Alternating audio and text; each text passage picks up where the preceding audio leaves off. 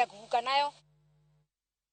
Luoro mako jodak ma Kitutu Chache nigi nyalo bedo maonge kar dak kani mar udi ginyalo gore piny kaluwore kod koth mapek mamedo goyo gwengego. Jodago ma Nyabuoroba wacho ni giluor bende ni lowo nyalo sienyore gi kwayo piny owacho mondo kaw okang' mar mondo mi oresgi kapok masira machal kamano yudogi.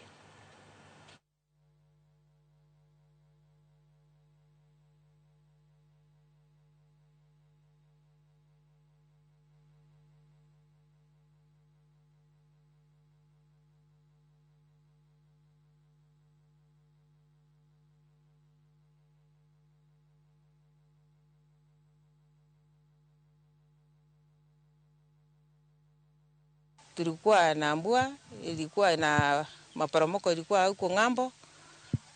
Juzi ndio mvua ikaanza kunyesha mingi, ndio kapata hii nyumba yangu iliporomoka.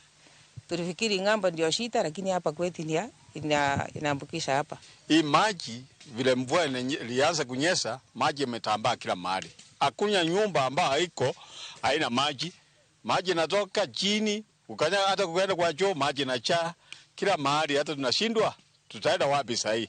Hii mvua mingi vile inakuja namna hivi, tuliambiwa tutafute mahali ya kujikinga naye. Hao tuende kwa milima, hao tuende kwa shule.